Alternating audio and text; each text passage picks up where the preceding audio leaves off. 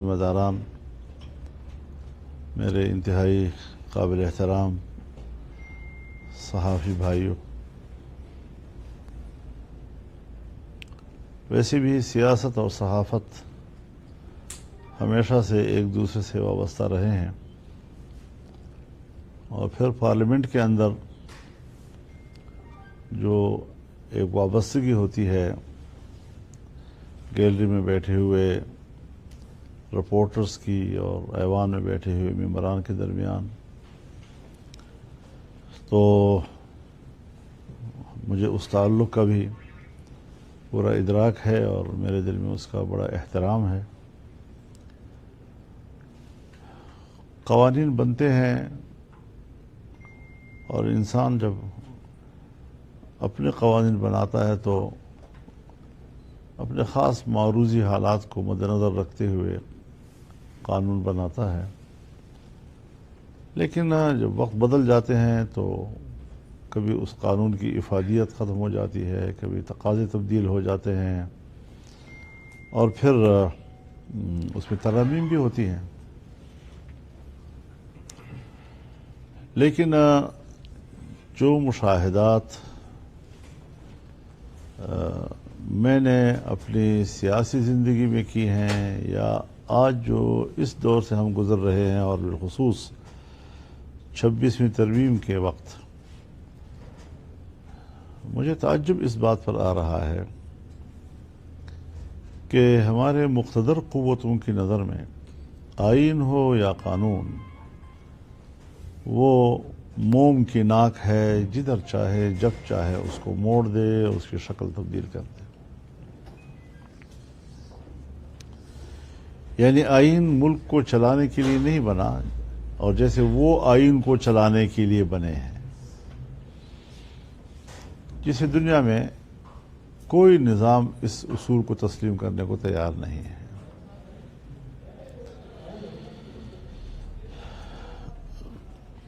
تو میں اعادہ کرتا ہوں دوبارہ اپنے اس موقف کا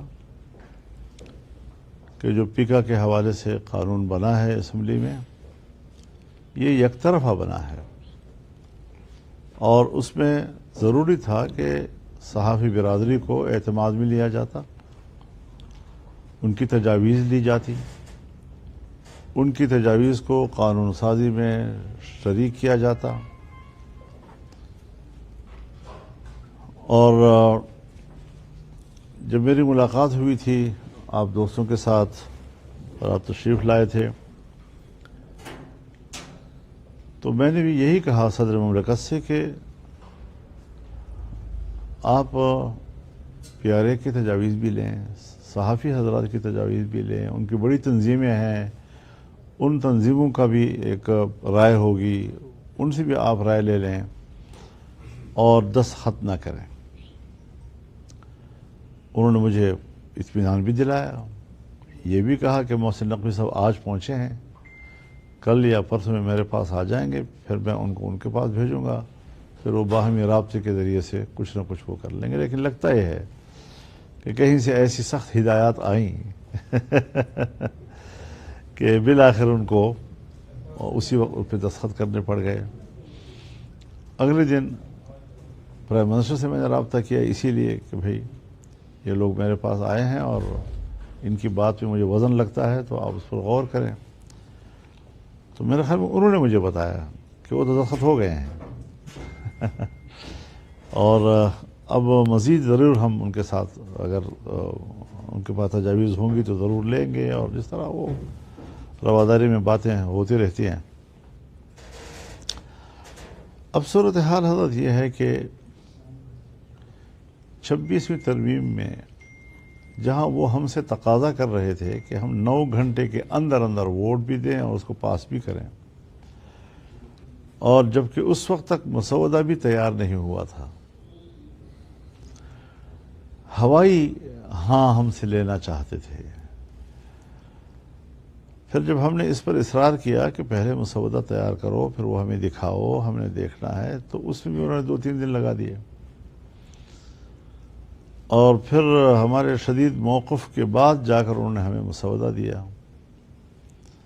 اگر ہم اس مسودے کو جوں کا توں قبول کر لیتے تو آج ملک میں نام کی جمہوریت اور کام کا ماشاء اللہ ہوتا جی، امن ماشاء اللہ ہوتا جی، آئین ڈوب چکا ہوتا، پارلیمنٹ کی کوئی حیثیت نہ ہوتی، جمہوریت ختم ہو چکی ہوتی، لیکن ہم نے فوری طور پر اس کا جو مطالعہ کیا، اس میں جو چیزیں ہم نے نامناسب سمجھی، اور یہ میں بڑے اطمینان کے ساتھ آپ سے کہہ سکتا ہوں جی، اور مجھے اس پر خوشی ہے اور رہے گی یہ خوشی کہ ہم نے 1 مہینہ مذاکرات کر کے خالصتاً نظریاتی، جمہوری، آئینی اور قانونی ضرورتوں کی بنیاد پر ان سے بات کی ہے۔ اس میں کسی قسم کا نہ ہمارا جماعتی مفاد شامل رہا، نہ ہمارا کوئی ذاتی مفاد شامل رہا، نہ کوئی سیاسی مطالبہ شامل رہا، اور الحمدللہ اللہ تعالیٰ نے ہمیں اس میں کامیابی دی۔ لیکن ہر چند کے ہمیں کامیابی ملی، اور 56 کلازز میں سے ہم نے 34 کلازز سے ان کو دستبردار کیا، اور 22 جب کلازز رہ گئیں تو ہم نے اپنے 5 کلازز اس پہ ترمیم کر کے ملائیں تو 27 پہ ووٹ ہو گیا۔ لیکن ظاہر ہے جو چیز آج اسمبلی میں ہو جائے تو ایک عرصے تک اس کو احترام دیا جاتا ہے، اس کو رد کرنے کا تاثر بالکل بھی نہیں دیا جاتا، کوئی حکومت اس کو رد کرنے کا تاثر نہیں دیتی۔ یہاں تو ہفتوں کے اندر انہوں نے قانون کے راستے سے اور پارلیمنٹ میں ایکٹ کے راستے سے انہوں نے وہ اقدامات کیے جو تازہ 26ویں آئینی ترمیم کی روح کے منافی تھی، اور ابھی تک وہ عمل مسلسل چل رہا ہے۔ تو اس لحاظ سے بھی صورتحال بہت حساس ہے۔ یہ بات میں آپ حضرات پہ چھوڑتا ہوں، آپ کے جو میرے دائیں بائیں تشریف فرما ہیں، کہ اگر گنجائش ہو تو ملک کے بین الاقوامی صورتحال کے حوالے سے اگر مزید کسی موضوع پر بھی آپ بات کرنے کی اجازت دیں گے تو میں چاہوں گا کہ میں اس پر بات کر سکوں، کیونکہ اس پر تو ہمارا موقف واضح بھی ہے۔ ادھر ملک کی سیاسی حالات ہیں، اس کے اوپر ظاہر ہے آپ کو ہم نے اسی لیے انوائٹ کیا کہ آپ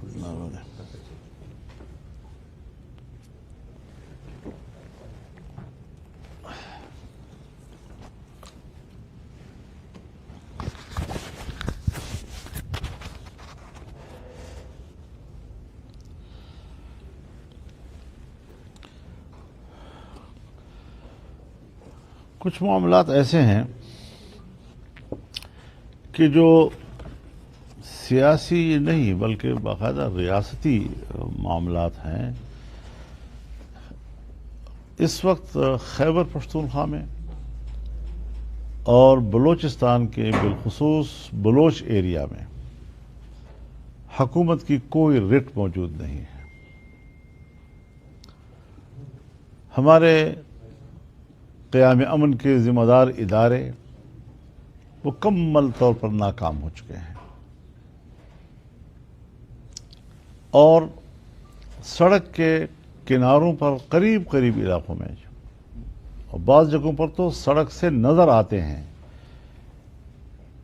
ان کے مراکز، یعنی مسلح گروہوں کے مراکز، اور وہاں سے وہ آپریٹ کرتے ہیں، اور مکمل نظام ان کا موجود ہے۔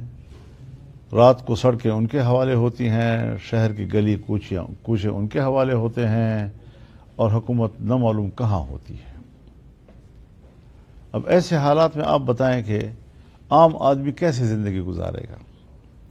یعنی یقین جانیے مجھے تکلیف ہوتی ہے، اور آپ کو بھی تکلیف ہوتی ہوگی جب ہم سنتے ہیں کہ ہمارے جوان شہید ہو گئے، ایک حملے میں 30 لوگ، 35 لوگ، 20 لوگ، 16 لوگ، یہ تقریباً روزمرہ ورنہ ہفتے میں 1-2 دن تو ضرور اس قسم کے واقعات آ رہے ہیں۔ کیا میں اپنی فوج اور اپنی دفاعی صلاحیت کے بارے میں اب کیا سوچوں گا؟ وہ جو میرے اندر ایک اعتماد تھا کہ میں ایک طاقتور ملک ہوں، وہ جو میرے اندر ایک اعتماد تھا کہ میں ایک طاقتور قوم ہوں. وہ جو میرے اندر ایک اعتماد تھا کہ میرا ملک، اس کی سرحدات محفوظ ہیں، وہ اعتماد ریزہ ریزہ ہو چکا ہے. ایک عام شہری کے طور پر آپ خود اندازہ لگائیں ہم کیا سوچیں گے. میرے اپنے گاؤں میں کھلم کھلا پھر رہے ہیں، میرے گھر کے گلی سے ایک طرف بھی اور دوسری طرف بھی. اور میں آپ کو یہ بھی بتانا چاہتا ہوں کہ خدا نہ کرے اگر میں ان کا نشانہ بنوں تو مجھے پرووائڈ کی گئی سیکورٹی اس کا مقابلہ نہیں کر سکتی.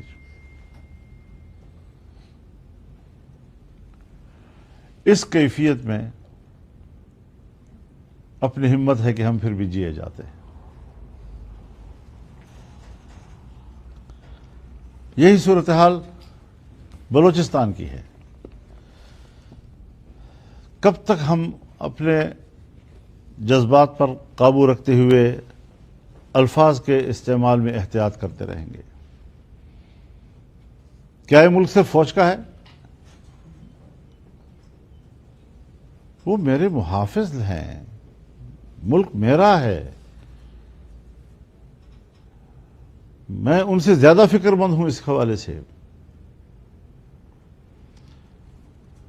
آج اگر بلوچستان کا بلوچ علاقہ اپنی علیحدگی کا اعلان کر دیں تو اس پوزیشن میں آ گئے ہیں وہ. یہ میں آپ کو بتا دینا چاہتا ہوں. ممکن ہے کوئی مجھ پر تنقید کرے کہ فضل الرحمان آپ نے ضرورت سے زیادہ بات کہہ دی، لیکن حقیقت پسندی یہ ہے کہ اس صورتحال کی نزاکت کو آج دیکھا جائے. پھر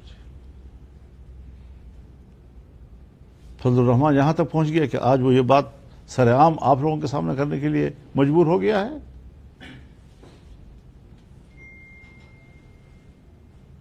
اور پھر کشمیر تو ہم نے اونے پونے دے دیا ہے. ابھی 5 فروری آئے گا تو ہم کشمیریوں سے یکجہتی بھی منائیں گے. لیکن تاریخ کے صفحات کے ساتھ ہم زیادتی کر رہے ہوں گے. ہم نے عملاً کوئی یکجہتی کشمیریوں کے ساتھ نہیں کی آج تک. ہم نے صرف ان کے خون کو سیاسی طور پر استعمال کیا، ان کی عزت و ناموس کو اپنے سیاست کے لیے استعمال کیا، اور جب بین الاقوامی حالات تبدیل ہوئے تو ان بین الاقوامی حالات کے دباؤ میں ہم نے کشمیر پر اپنے موقف چھوڑ دیا. ہم نے کشمیریوں کو تنہا چھوڑا، اور مودی جیسا حکمران جو مسلم کش ہے، مسلم دشمن ہے، اس نے کشمیر کے اندر جو منصوبہ بندی کی، جس طرح انہوں نے وہاں کی ڈیموگرافی کو تبدیل کرنے کی کوشش کی، یہ تو کشمیریوں کی ہمت کو سلام ہے. ان کی ہمت کو سلام ہے کہ مقبوضہ کشمیر میں الیکشن ہوئے اور مودی کی جماعت کو عوام نے، مسلمانوں نے وہاں شکست دے دی، کشمیریوں نے شکست دے دی اس کو. ان کے خوابوں کو بکھیر دیا انہوں نے.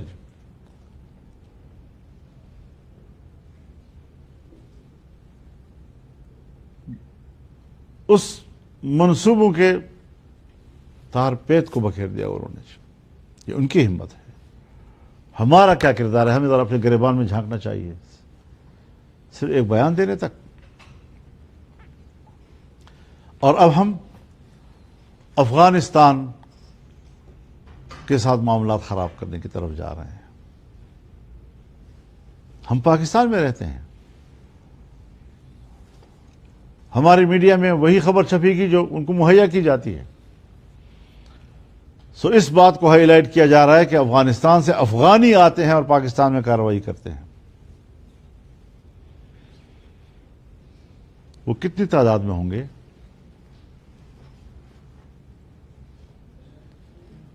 اور کیا وہ افغانستان وہاں پر امارت اسلامیہ کی اجازت سے آ رہے ہوں گے؟ یہ جو ہم نے بیج بوئے ہیں. جنرل ضیاء الحق کے زمانے سے لے کر 14 سال افغانستان میں جہاد لڑا گیا اور 14 سال ہمارے مجاہدین وہاں نہیں گئے پاکستانی. پہلی مرتبہ پاکستان میں کلاشنکوف کلچر متعارف نہیں ہوا, ہیروئن کلچر متعارف نہیں ہوا. مجھے خود جب کسی زمانے میں فورن افیئر کمیٹی کا چیئرمین تھا, امریکا کے سفر پہ تھا, تو ایک جہاز میں ایک ریٹائرڈ امریکی لیفٹیننٹ جنرل میرے ساتھ بیٹھا ہوا تھا. راستے میں جاتے جاتے 5-6 گھنٹے کی فلائٹ ہوتی ہے تو تعارف ہو گیا. تو اس نے کہا میں نے پشاور میں 6 سال مائنز کی ٹریننگ دی ہے آپ کے مجاہدین کو. کیا ہمارے جنرلز ہمارے ہی مذہبی نوجوانوں کو تربیت نہیں دے رہے تھے؟ کیا وہ جہاد افغانستان میں اس کو شامل ہونے کی ترغیب نہیں دے رہے تھے؟ اور پھر جب کایا پلٹ گیا, 9/11 کا واقعہ ہو گیا, تو پھر کیا جنرل مشرف کے زمانے میں ہم نے امریکیوں کو پاکستان میں اڈے نہیں دیے؟ کیا ہم نے اپنی فضائیں نہیں دیں؟ کیا ہمارے اڈوں سے اڑ کر اور ہمارے فضاؤں سے گزر کر انہوں نے افغانستان میں بمباریاں نہیں کی؟ کیا کبھی ملا عمر نے یہ کہا کہ آپ کی سرزمین سے ہم پہ حملے کیوں ہو رہے ہیں؟ کیا کرزئی اور اشرف غنی نے بھی کہا کہ پاکستان کی سرزمین ہمارے خلاف کیوں استعمال ہو رہی ہے؟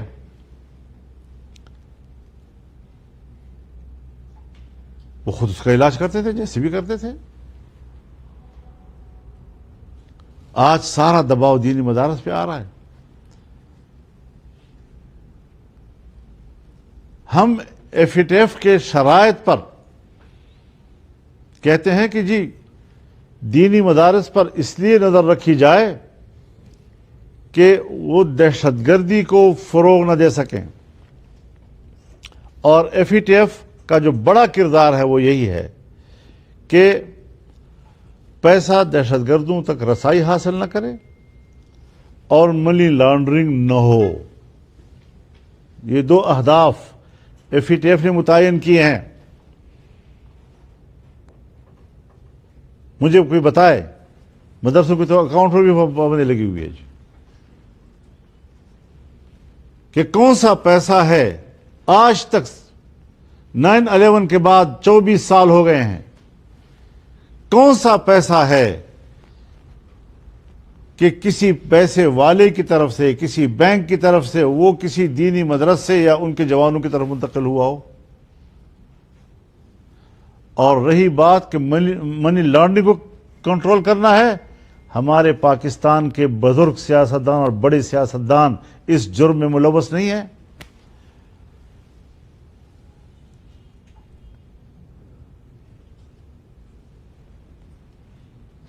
الزامات ہمارے سیاستدانوں پہ, مقدمات ہمارے سیاستدانوں کے خلاف منی لانڈرنگ کے, اور نشانہ مدرسہ. اس مذہبی ماحول کے خلاف کارروائی کے آڑ میں ہم سیاست کر رہے ہیں, اور پھر وردیوں میں ہم ہمارے مدرسوں میں جا کر پیش ہوتے ہیں, اور پھر وہ جناب بڑے بڑے بیانات دیتے ہیں, اور اپنے ہاں میں ہاں ملانے والی بھی سامنے بٹھا دیتے ہیں, اور ان کو ایک آدھ سوال بھی فیڈ کرا دیتے ہیں تاکہ آپ ہم سے یہ سوال کریں, اور پھر جب ہم آپ کو جواب دیں تو اس کو ہائی لائٹ کیا جائے. یہ کیا چیزیں ہیں؟ میں پوچھنا چاہتا ہوں کہ یہاں وفاق میں دینی مدارس کے رجسٹریشن اور اس کے اکاؤنٹ بینک کھولنے کا قانون پاس ہو چکا ہے. کیا اب تک یہاں سے کوئی موومنٹ ہوئی ہے کہ صوبوں سے کہا جائے کہ آپ نے قانون سازی کرنی ہے؟ اس وقت تک بھی صوبوں میں قانون سازی نہیں ہو رہی. کیوں؟ ہم نے تو بین الاقوامی دنیا کو بھی راضی رکھنا ہے نا, اپنے بچوں کو ذبح کرنا ہے نا ان کے لیے, اور اوپر سے خیرخواہی کا چادر بچھاتے ہیں. ہم تو مین سٹریم میں ان کو لانا چاہتے ہیں. مین سٹریم میں آپ خود نہیں ہیں. کیا دینی مدارس کے بچوں کو آپ رہیں گے؟ آج اس وقت امتحانات ہو رہے ہیں وفاق المدارس کے, اس وقت ایک وفاق المدارس کے، اور 43,000 فضلاء کرام ایک سال کے اندر فارغ التحصیل ہو رہے ہیں، امتحان دے رہے ہیں، اور 6 لاکھ بچے اس وقت پورے ملک میں تمام درجوں کے امتحانات دے رہے ہیں۔ مدرسے کا نظام تو متاثر نہیں ہو رہا، وہ تو ٹھیک جا رہا ہے۔ آپ نے مدرسے بورڈ بھی بنایا مشرف کے زمانے میں، کدھر ہیں وہ؟ آپ نے اب بھی ہمارے اداروں کو اور تنظیموں کو جو ہے تقسیم کیا، کہاں ہے وہ؟ 18,000 ڈمی مدارس کے نام پر سیاست کرتے ہو۔ کب تک یہ ڈرامے چلتے رہیں گے پاکستان کے اندر؟ یعنی قسم کھا رکھی ہے کہ ہم نے ملک کے اندر مذہبی طبقے کو اپنے مقابلے میں متصادم رکھنا ہے۔ یہ ملک کے ساتھ چلنا چاہتے ہیں۔ 9/11 گزر چکا ہے، اس کے 25 سال گزر گئے ہیں۔ دینی مدارس نے ثابت کیا ہے کہ وہ ملک کے ساتھ کھڑے ہیں، آئین کے ساتھ کھڑے ہیں، پارلیمنٹ کے ساتھ کھڑے ہیں، ملکی مفاد کے ساتھ کھڑے ہیں، کسی طریقے سے کسی دوسری کارروائی میں شریک نہیں ہے۔ لیکن اگر ہیں تو وہ پھر دینی مدارس کے نظم کے پشت پناہی میں نہیں، اگر ہیں بھی تو آپ کی پشت پناہی میں آئے تھے۔ الزام ان پہ لگایا جا رہا ہے، الٹی گنگا بہائی جا رہی ہے۔ تو یہ ساری چیزیں، صورتحال یہ ہے کہ افغانستان کے ساتھ معاملات خراب کرنا، یہ کیا ہم ایک بار پھر ایک پروکسی اسٹیبلشمنٹ کا کردار ادا کر رہے ہیں؟ ہم نے ہمیشہ دنیا کے ایجنڈوں پہ چلنا ہے، ہمارا کوئی اپنا مفاد نہیں ہے۔ ہم نے کبھی ایک لمحے کے لیے پاکستان کے مفاد کو نہیں سوچنا، اور پاکستان کا مفاد یہی ہے کہ ہم امریکہ کی غلامی کرتے رہیں۔ تو یہ ساری وہ چیزیں ہیں کہ جس پر ہمیں نظر ثانی کرنی پڑے گی، سوچنا پڑے گا ان چیزوں کے اوپر۔ حقائق تلخ ہیں، لیکن ملک کے حالات کو ٹھیک کرنا ہے۔ افغانستان کے سر پر، امارت اسلامیہ کے سر پر آپ حاصل کیا کرنا چاہتے ہیں؟ برہان الدین ربانی کی حکومت آئی، اس کے خلاف مزاحمت آپ نے سپورٹ کی، پھر اس کے خلاف دوسری مزاحمت پھر آپ نے سپورٹ کی، پھر اس کے خلاف مزاحمت آپ نے سپورٹ کی، آپ آج پھر ایک اور مزاحمت تھی اس کو آپ نے سپورٹ کیا، اب پھر امارت اسلامیہ کے خلاف آپ سپورٹ کر رہے ہیں ایک اور مزاحمت کو۔ کیا کھیل کھیلنا چاہتے ہیں؟ کب تک یہ کھیل افغانستان میں آپ کھیلتے رہیں گے، اور کیوں کھیل رہے ہیں آپ؟ کیا امارت اسلامیہ نے آپ سے یہ شکایت کی ہے کہ آپ نے اگر ہمارے کسی جوان کو وہاں پکڑا ہے اور مارا ہے تو کیوں مارا ہے؟ لیکن افغانستان پاکستان کے سرحدات ایسے ہیں کہ اس میں روکا نہیں جا سکتا کسی کو۔ مجھے ذاتی طور پر معلوم ہے کہ امارت اسلامیہ نے اس کو اپنا ایک ٹاسک سمجھ لیا تھا کہ یہاں جو اینٹی پاکستان ایک سوچ باقاعدہ بنائی گئی ہے اور پاکستان دشمنی پر مبنی ایک ذہنیت نئی نسلوں کو دی گئی ہے، کس طرح ہم اس کو دوبارہ تبدیل کریں گے۔ آج پھر حالات ایسے بنائے جا رہے ہیں کہ جو پرو پاکستانی تھے ان کو بھی اینٹی پاکستان، اور یہ کہ وہ سمجھ نہیں رہے۔ میں گیا ہوں الیکشن سے پہلے، میں گیا ہوں، 1 ہفتے میں سمجھ گئے تھے، سارے معاملات ٹھیک ہو گئے تھے جی۔ اور واپس آ کر میں نے ان تمام اپنے جو اسٹیبلشمنٹ کی قیادت ہے ان کو رپورٹ کیا، اور انہوں نے مجھے اپریشیٹ کیا کہ کمال کر دیا آپ نے جی۔ کیوں وہ بات بیچ میں رہ گئی؟ میں نے اپنی ذات کے لیے کی تھی یا میں نے ملک کے لیے کی تھی؟ اور جب ملک کے لیے کی تھی تو فالو میں نے کرنا تھا، آگے بڑھانے کا میکانزم میں نے بنانا تھا، یا اسٹیٹ ٹو اسٹیٹ بننا تھا؟ کیوں نہیں بنایا گیا؟ معاملات جب آپ کے ہاتھ سے بگڑتے ہیں، اپنی ناکامیاں دوسرے کے سروں پہ مت ڈالا کرو۔ ہم ایک رسپانسبل اسٹیٹ کا کردار ادا کریں، ایک ذمہ دار اسٹیٹ۔ افغانستان ابھی تک اتنا اسٹیبل نہیں ہے، لیکن ہم اپنے آپ کو ذمہ دار سمجھتے ہیں۔ ہم نے اپنے ملک کے اندر کو کھوکھلا کر دیا ہے پروکسی وار لڑتے لڑتے، اور آج ہم خوف کھا رہے ہیں کہ کہیں ہمارا ہنستا بستا پاکستان تقسیم تو نہیں ہو رہا، ایک نیا بنگلہ دیش تو وجود میں نہیں آ رہا۔ کیوں یہاں تک ہم پہنچ گئے ہیں؟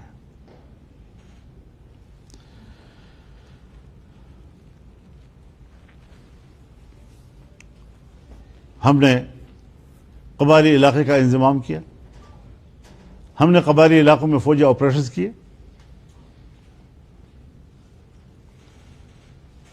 دو ہزار دس کے بعد سے مسلسل سوات سے لے کر وزیرستان تک آپریشن کیے گئے، قبائلی عوام کو اپنے گھروں سے نکالا گیا، اپنے ملک میں 10-10 سال تک مہاجر بنے، اور آج اس ایک سال کے اندر 8 فروری سے لے کر پھر دوبارہ 8 فروری آ رہا ہے، اس دوران میں کوئی ایجنسی ایسی نہیں ہے کہ جس کے قبیلوں کے وفود میرے پاس نہ آئے ہوں، باجوڑ سے لے کر وزیرستان تک، چاہے اس میں محمد ہوں، چاہے اس میں افریدی ہوں، چاہے اس میں شنواری ہوں، چاہے اس میں اورکزئی ہوں، چاہے اس میں کرم کے علاقے کے لوگ ہوں، چاہے اس میں وزیرستان ہو، ایک وزیرستان، دوسرا وزیرستان، تیسرا وزیرستان، داوڑ ہو، مسعود ہو، وزیر ہو، اور ابھی ایک ہفتہ ہوئے تقریباً 300 لوگوں کا بڑا جرگہ ڈیرہ اسماعیل خان میں میرے پاس آیا۔ ان پہ کیا گزر رہی ہے؟ کس کے ہاتھوں گزر رہی ہے؟ ایک طرف مسلح گروہ گلی گلی پھر رہے ہیں، ایک طرف ہماری فوج پھر رہی ہے، نہ ایک کے ہاتھوں میں محفوظ نہ دوسرے کے ہاتھوں میں محفوظ، جس کے ہتھے چڑھ گئے راستے میں کہیں لاشیں ملیں گی ان کے آپ کو۔ روزانہ 2-2 4-4 ٹارگٹ کلنگز ہر ایجنسی میں ہو رہی ہیں، جس کی خبروں کو بھی روکا جا رہا ہے اب، اور زیادہ تر جمعیت علماء اسلام کے کارکن شہید ہو رہے ہیں۔ کس جرم میں؟ اگر یہ لوگ اسلام کی جنگ لڑ رہے ہیں تو کیا جمعیت علماء اسلام اسلام کے خلاف ہے؟ یہ ابھی جو ایوان میں ہم نے 5 ترامیم پاس کروائی تھی، کیا وہ اسلام کی روح سے ایک پیش رفت نہیں ہے؟ تو ہم نے نظریے کے مطابق موقع پا کر اپنے مفادات کے لیے کام کیا نا۔ وہ اسلامی مفادات تھے، وہ دینی مفادات تھے، کوئی ذاتی مفادات نہیں تھے۔ کوئی ہم نے سیٹیں نہیں مانگی، کوئی ہم نے وزارتیں نہیں مانگی، کوئی ہم نے پریزیڈنسی نہیں مانگی، کوئی ہم نے صوبے کی حکومت نہیں مانگی۔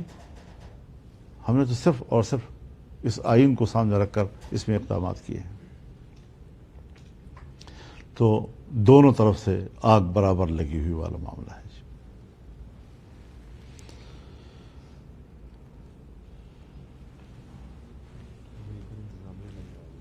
جی امریکن انتظامیہ میں نہیں آ گئی ہے۔ جی ہاں، امریکن انتظامیہ نہیں آئی ہے، لیکن عجیب بات یہ ہے کہ 15 ماہ کے بعد جنگ بندی ہوئی، اور جنگ بندی فلسطینیوں کے قربانیوں کے نتیجے میں ہوئی، اور اسرائیل کو تمام فلسطینی علاقے خالی کرنے پڑے، 1,500 سے زیادہ قیدیوں کو رہا کرنا پڑا، جبکہ فلسطینیوں نے یہودیوں کے 200-250 لوگ رہا کیے ہیں۔ پہلی مرتبہ میں کم از کم اپنی زندگی میں جو پاکستان کی میں نے دیکھی ہے، پہلی مرتبہ فتح کے جو اثرات ہیں اس کو میں فلسطین کی سرزمین پہ دیکھ رہا ہوں، ورنہ شکست پہ شکست، شکست پہ شکست، شکست پہ شکست۔ اور ٹرمپ صاحب کیا کہہ رہے ہیں؟ فلسفہ دیکھیے نا ان کا۔ ٹرمپ صاحب کہہ رہے ہیں کہ فلسطینیوں کو مصر اور اردن میں آباد کیا جائے۔ کس بنیاد پر؟ ذرا اس حوالے سے بھی اس کا ہمیں تجزیہ کرنا چاہیے کہ کیا ٹرمپ صاحب کو یہ کہنے کی اجازت بھی ہے کہ وہ اس قسم کی بات کر سکیں؟ جنگ عظیم اول کے بعد یورپ میں یہودی دربدر ہوئے، بے گھر ہوئے، قانون یہ پاس ہوا کہ تمام ممالک دنیا کے وہ یہودیوں کو جہاں جہاں مناسب لگے وہاں آباد کریں گے، اور یہ ان کی ایک رسپانسبلٹی قرار دی گئی، انٹرنیشنل رسپانسبلٹی، کہ ان کو دنیا میں جہاں چاہیں آباد کریں، انہوں نے صرف فلسطین میں کیوں آباد کیا؟ صرف فلسطین کیوں نظر آیا ان کو؟ یورپ کے ہر ملک میں ان کو آباد کیا جا سکتا تھا، لیکن آیا اور جنگ عظیم کے فوراً بعد 1917 میں دالفور نے وہاں ایک معاہدہ کر دیا اور اسرائیل کے وجود کے لیے انہوں نے زمین بنا دی. پہلے زمینیں خریدی گئی، پھر اس پر بستیاں قائم کی گئی. اور جب بستیاں قائم ہو رہی تھی تو 1940 کی پاکستان کی قرارداد میں لکھا ہے کہ یہ بستیاں ناجائز بن رہی ہیں اور ہم فلسطینیوں کے ساتھ ہیں. پاکستان کی قرارداد میں ان کے ساتھ ہمدردی اور یکجہتی جو ہے اس کو شامل ہے.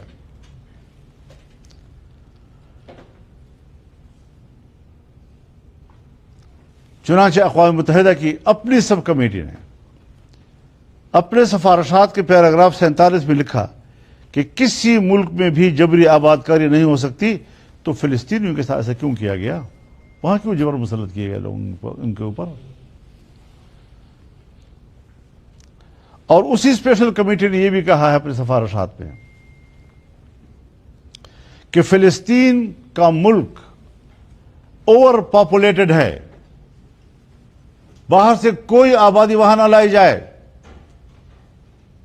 اس کے باوجود اقوام متحدہ کی سب کمیٹی کی سفارشات کے علی الرغم وہاں پر باہر کے یہودیوں کو لا کر آباد کیا گیا، جبکہ وہ ان کے بقول اوور پاپولیٹڈ ہے، مزید گنجائش نہیں تھی آباد کاری کی وہاں پر.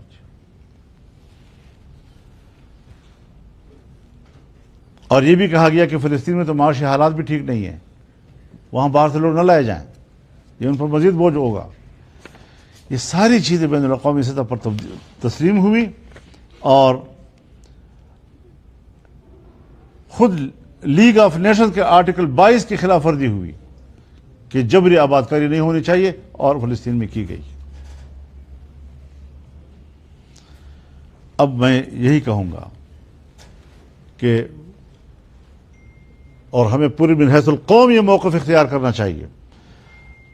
اور میں سلام پیش کرتا ہوں عرب لیگ کو کہ عرب لیگ نے کل مصر میں اجتماع کر کے ٹرمپ کے اس تجویز کو کلی طور پر مسترد کیا ہے. اور میں اس پر اضافہ کرنا چاہتا ہوں کہ اسرائیل کی پوری آبادی کو اٹھا کر امریکہ میں آباد کیا جائے اور تمام دنیا کے فلسطینیوں کو لا کر واپس اپنی سرزمین پر آباد کیا جائے. کیا ظلم ہو رہا ہے مسلمانوں کے اوپر.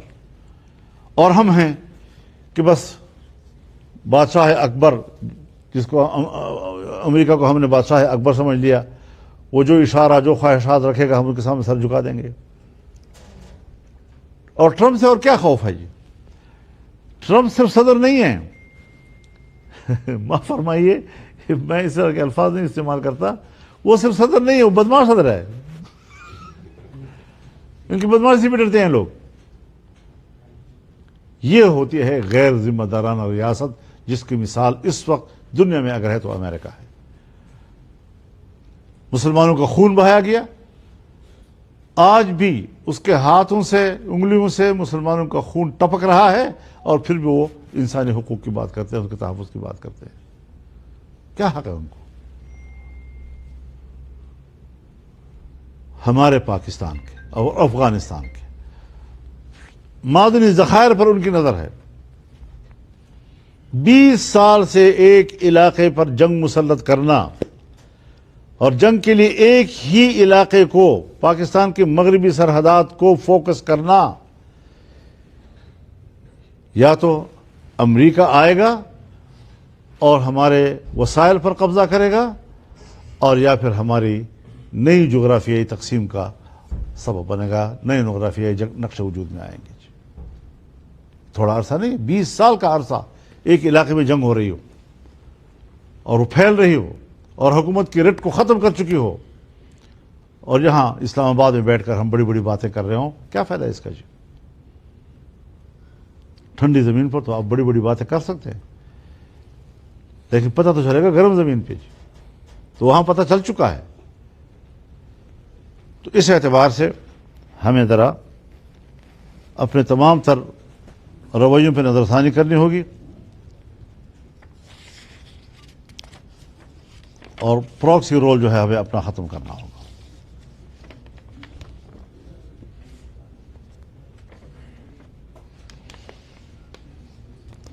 26वीं आईनी तरमीम में बिलखुसूस अदालतों को निशाना बनाया गया ताकि उनको कमजोर किया जा सके।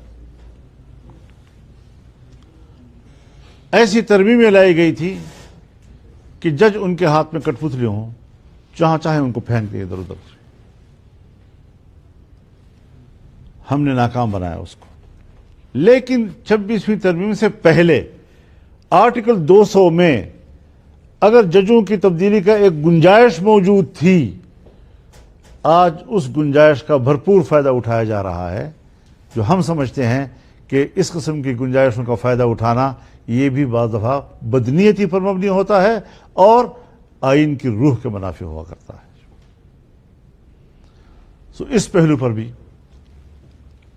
मैंने ज़रूरी समझा कि आपके नोटिस में ये बात मैं ला सकूं, और ऐसा इक़दाम जो है कोई मुंतखब हुकूमत नहीं कर सकती।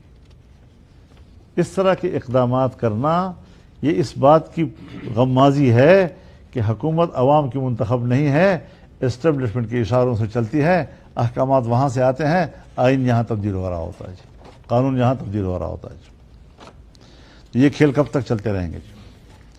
लिहाजा मैं सोचता हूँ हमारी बातों को, हमारी इस फरियाद को मुस्बत तौर पर लिया जाए और इसको मुल्की मफाद में समझते हुए हमें अपने रवैयों पर और पॉलिसियों पर असर नौ संजीदगी के साथ नज़रसानी करनी चाहिए। मैंने आपका काफ़ी वक्त ले लिया, मैं आपका शुक्रगुजार भी हूँ, लेकिन कुछ बातें थीं जो मैंने कहा कि आज आपकी इस मुलाकात से ज़रा फ़ायदा उठा लूँ।